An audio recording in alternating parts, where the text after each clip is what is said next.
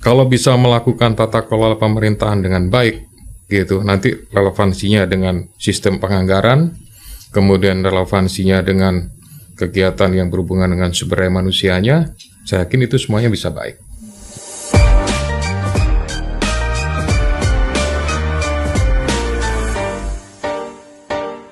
Betul. Kami sudah buka tanya jawab Pak di dari netizen. Ini salah satunya coba kita lihat, kita bisa tampilkan pertanyaannya ya dari Nadia Arista. Di luar negeri AI sudah bisa bantu lacak aset koruptor Pak. Nah Indonesia kapan? Ini AI, artificial intelligence. Indonesia kapan? Akal imitasi. betul akal imitasi kalau diterjemahkan Indonesia. Tapi Pak di KPK udah mulai pakai nggak Pak kalau untuk pencegahan maupun penindakan kalau ya, di KPK? Pastinya belum full ya, gitu. Tapi sifatnya kita melakukan sebagai data awal untuk melakukan tindakan-tindakan pertama. Karena gini, segala sesuatunya AI itu juga tidak bisa menggantikan seorang investigator, gitu. Ini sifatnya data awal untuk bisa melihat potensi, gitu. Bahwa yang dilakukan misalkan seseorang punya harta, sekali lagi saya kembali kepada yang paling gampang adalah LHKPN. Dari situ udah mulai dilakukan proses melalui AI. Gitu. Jadi dia bisa tabulasi data secara. Ya, tapi tetap kuncinya harus dilakukan verifikasi dan validasi oleh pegawai. Gitu. Kalau Kementerian Hukum udah kita sih banyak sekarang ya, termasuk di beberapa sekarang sudah mulai jalan. Karena kan tadi saya bilang digitalisasi, tentu masuk di AI juga. Dua direktorat jenderal sekarang saya minta harus memakai itu. Satu, Direktorat Jenderal Perundang-undangan yang terkait dengan harmonisasi. Kemudian yang kedua di Direktorat Jenderal Kekayaan Intelektual yang terkait dengan merek, pendaftaran hak cipta. Jadi sekarang karena dulu kayak seperti merek umpamanya Pak Ketua di Direktorat Jenderal Hak Cipta. Semua daftarnya nih sekarang bisa dengan menggunakan protokol Madrid itu bisa daftar. Tapi kan waktunya 6 bulan Pak Ketua sesuai undang-undang. Sekarang dengan saya minta untuk menggunakan AI, undang-undangnya lagi kita rubah. Kalau kita sudah menggunakan AI, nanti prosesnya maksimal 3 bulan dan kita tercepat di dunia. Wow. Kita pasti tercepat di dunia. Satu-satunya nanti yang tidak bisa digantikan oleh AI adalah soal etik. Saya nggak tahu nanti suatu saat AI bisa ada etik atau enggak. Karena ada hati nurani yang dipakai di situ. Tapi setidak-tidaknya AI dimanfaatkan untuk bisa memberikan bayangkan lagi 7 layer untuk pemeriksaan substantif itu saya pangkas 6, tinggal 1 tugasnya manusia untuk memeriksa, yakni soal etik. Ini khusus merek ya, jadi itulah yang kita mau lakukan transformasi di Kementerian Hukum. Jadi minimal kalau kita yang sebagai pengguna layanannya akan lebih cepat lah ya Pak ya, pengguna lebih cepat dengan bantuan dari AI dan terutama juga lebih transparan tadi. Ada pertanyaan berikutnya Pak Menteri, Pak Ketua, Menteri AI Albania janji untuk lelang publik akan 100% bebas korupsi dan tiap dana publik 100% transparan. Gimana hukumnya di Indonesia katanya? Ya kalau soal pengadaan barang dan jasa ya, memang dari sisi modus operandi itu termasuk salah satu yang terbanyak gitu. Artinya orang-orang melakukan penyalahgunaan, penyimpangan dari sisi pengadaan barang dan jasa, memanfaatkan. Nah, padahal sebenarnya pengadaan barang dan jasa pun ini sudah juga dilakukan secara digital ya, e-katalog. Ada e-katalog, bahkan e-katalog pun dari LKPP itu udah versi 6. Versi terakhir, tapi sekali lagi sebenarnya kembali kepada integriti manusianya. Secanggih apapun teknologi yang digunakan, tapi kalau kemudian pegawai personnya itu masih ada keinginan dia lewat backdoornya, pintu belakangnya, selesai. Gitu. Tapi kalau menggunakan cara konvensional, sistemnya lama, karena aturan undang-undang yang tadi beliau sampaikan sudah ada, tapi dia memang niatnya tidak ada melakukan hal yang sifatnya salah. Ya sebenarnya nggak akan terjadi korupsi juga ya. Nah tapi kan kemudian tadi Bapak bilang, Pak Ketua bilang, kerjasama dengan Kementerian Hukum juga adalah tataran peraturan perundang-undangan karena Dirjen AHU di bawah Kementerian Dirjen PP ya maaf, Dirjen PP peraturan perundangan ya. peraturan perundangan ada di bawah Bapak.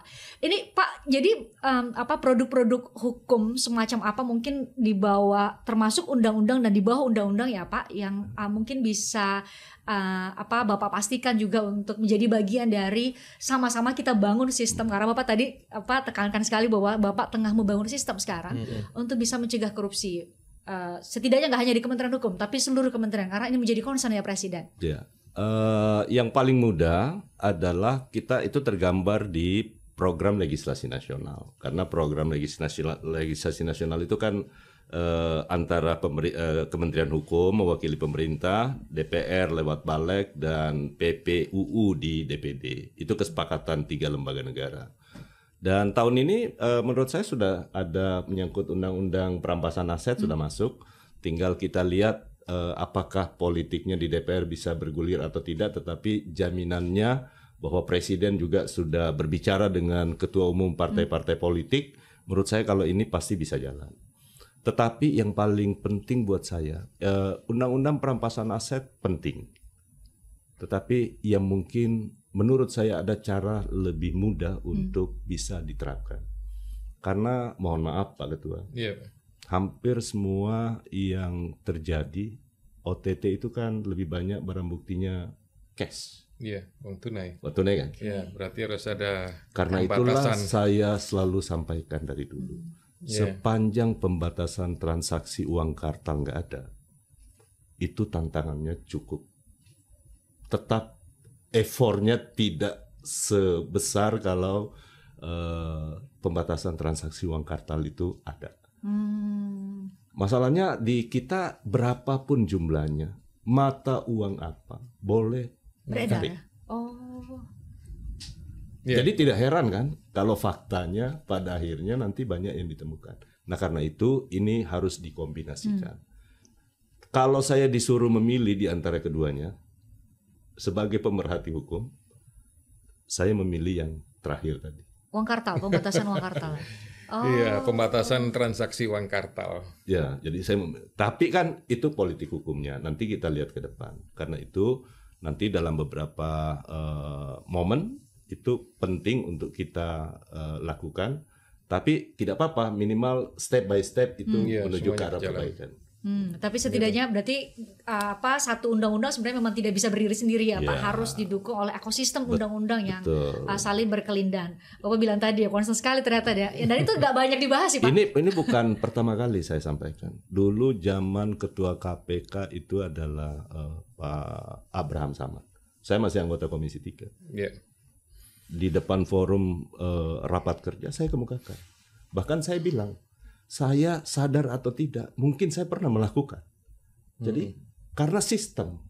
Nah karena itu sistem itu kan dibuat agar meminimalisir. Nah itu yang harus kita lakukan. Nggak mungkin 100% itu bisa selesai semua, nggak mungkin. Tapi setidak-tidaknya membatasi perilaku itu tidak semua orang layernya akan berkurang. Jadi itu kan harapan kita ke sana sebenarnya.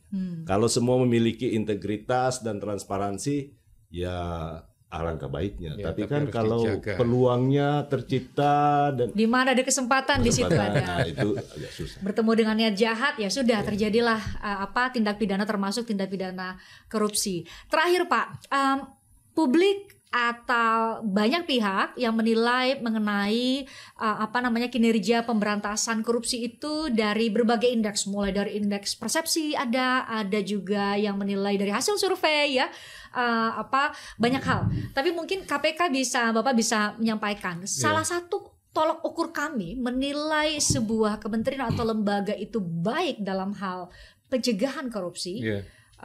Itu apa Pak kira-kira? Ya, tata kelola. Dari sisi tata kelola pemerintahan yang di dalamnya itu pastinya banyak ya. Bagaimana mereka mengurusi tentang sumber daya manusianya, kemudian administrasi, operasionalnya. Dan operasional itu kan lebar sekali itu. Misalkan kalau punya kewenangan untuk memberikan perizinan. Tapi kalau misalkan hanya soal-soal yang sifatnya internal, tapi saya yakin semua kementerian kan pasti punya. Kalau bisa melakukan tata kelola pemerintahan dengan baik, gitu, nanti relevansinya dengan sistem penganggaran, kemudian relevansinya dengan kegiatan yang berhubungan dengan sumber daya manusianya, saya yakin itu semuanya bisa baik. Nah, kembali kepada soal indeks persepsi ini kan ukurannya ada yang dilakukan oleh Transparansi Internasional yang di sini terwakili oleh TII. Kemudian ada survei penilaian integritas gitu ya. Kemudian banyak lagi lah yang melakukan, termasuk Kementerian Pan-RB pun juga melakukan survei tentang integritas, semuanya melakukan. Nah, itu ya dengan berbagai angka ya pastinya. Ada mungkin yang puas, sedang, bahkan mungkin memberikan penilaian negatif. Ya pastinya itu sebagai motivasi lah gitu, sebagai pemicu untuk semuanya bisa melakukan. Karena nggak ada semuanya kemudian melepaskan tanggung jawab gitu. Karena berurusan dengan tata kelola kan dari masing-masing sistem ini saling mendukung, saling menunjang. Gitu. Contoh misalkan saya urusan masalah merek gitu ya. Merek ini kan masih banyak yang beredar, yang KW-KW lah istilahnya. Ternyata dari 9 indikator yang ada dalam indeks persepsi korupsi itu menjadi bagian gitu. Jadi kalau selama masih banyak barang-barang itu beredar, maka itu salah satu Transparansi Internasional akan menilai bahwa nilainya akan turun. Kira-kira seperti itu. Jadi kalau misalnya masih ada yang suka mencuri-curi merek orang lain gitu ya, itu juga ternyata indikatornya itu bagian salah daripada satu 9 indikator. indikator. Benar. Wah, Gitu. Jadi, itu hal kecil tapi hal kecil gitu. sangat berpengaruh ya. Ya, Pak, nih kami tanya ya ke netizen, kalau kamu bisa bantu KPK lewat platform digital, kamu pilih jadi digital volunteer yang bantu cek data publik, whistleblower, anonim lewat aplikasi, membuat konten edukatif tentang hukum, peneliti yang bantu analisis data. Paling tinggi jadi whistleblower. Iya, karena anonim gitu. Di whistleblower system itu dengan aplikasi yang ada itu bisa memberikan identitas yang anonim, tapi bisa dikomunikasikan, bahkan bisa melakukan pengecekan sudah sejauh mana informasi, laporan atau data yang sudah diberikan dan follow up-nya sudah sejauh mana. Nah, kalau di Kementerian Hukum sendiri ada nggak Pak whistleblower system atau apapun nanti Bapak menamakannya, atau sudah ada ya? Jadi salah satu indikator yang saya gunakan sekarang, dulu waktu saya jadi Menteri Hukum dan HAM, walaupun waktunya singkat, itu handphone saya bunyinya luar biasa. Tiap hari, tiap detik bunyi pengaduan dari masyarakat. Sekarang Pak Ketua, walaupun transformasi digitalnya belum selesai, karena semua saya buka lewat media sosial saya terkait dengan pengaduan. Walaupun saya tidak expose, ini pertama kalinya saya expose ya. Sekarang saya kadang-kadang rindu pengaduan masyarakat itu di Kementerian Hukum. Jadi saya bersyukur lah. Jadi itu mungkin karena belum, itu kan subjektivitas yang hanya mungkin yang tahu kan masih terbatas. Tapi nanti ke depan kami inginkan KPK melakukan survei tentang sistem pengawasan internal SPI ya Pak. Nanti juga itu bisa menjadi bagian hasil dari survei itu untuk kami perbaiki kalau ada yang kurang. Nah karena itu kerjasama antar lembaga, sekali lagi pemberantasan, pencegahan maupun pendidikan ini bukan semata-mata tugasnya KPK. Tapi ini tugas besar kita sebagai sebuah bangsa. Dan Bapak Presiden kan sudah membuktikan bahwa ada kebocoran negara yang luar biasa dan 30%. Buktinya orang bilang sekarang ada realokasi. Tapi faktanya daerah juga tetap bisa jalan. Toh juga dananya dikembalikan kepada yang bersangkutan. Nah yang semua yang tidak efisien itu menjadi concern Bapak Presiden. Dan tentu kalau ini bisa dilakukan, tadi kan dengan sangat jelas beliau sampaikan bahwa program, anggaran, sistem dalam tata kelola itu menjadi satu kesatuan untuk upaya pencegahan kita. Karena itu saya berharap betul nanti kerjasama kita di semua stakeholder terkait dengan ini tanggung jawab bersama kita. Dan kita melakukan lompatan-lompatan kecil, tetapi efeknya ke depan pasti akan sangat besar. Sekali lagi, kunci keberhasilan satu lembaga untuk menjamin transparansi itu hanya 2. 1, digitalisasi. Digitalisasi yang benar. Kita sudah punya arsitektur tentang sistem pemerintahan berbasis elektronik. Dengan mengikuti itu sebenarnya, itu nanti kita punya satu pusat data, satu data. Jadi semua antar kementerian, semua sudah. Tapi sampai sekarang belum selesai nih, karena ada beberapa faktor ya. Yang kedua, jamin karir di internal dalam bentuk merit system. Merit system ya. Yang berprestasi pakai, yang bermasalah jangan.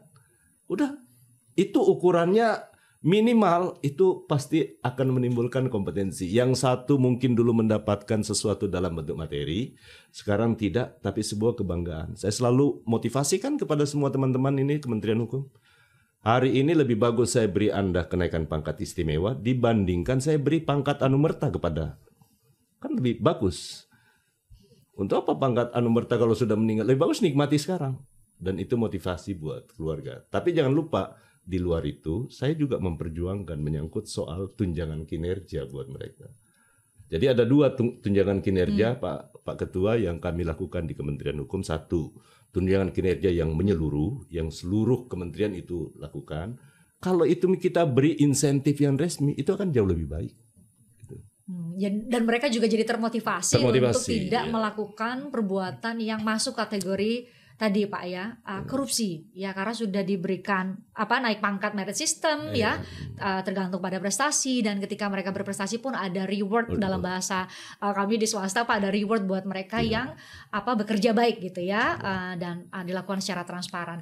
Pak Menteri, makasih. Pak Ketua KPK, terima kasih sudah menunjukkan minimal jadi ada penjamin bahwa MOU yang ditandatangani nggak hanya jadi seremonial ya Pak, tapi bahwa kedua lembaga punya kerjasama yang sangat strategis yang diharapkan bisa mencegah korupsi. Terima kasih sekali lagi, saya selalu buat Bapak-bapak berdua. Terima kasih Pak. Terima kasih juga buat Anda yang sudah nonton. Kita ketemu lagi ya di episode berikutnya. Sampai jumpa.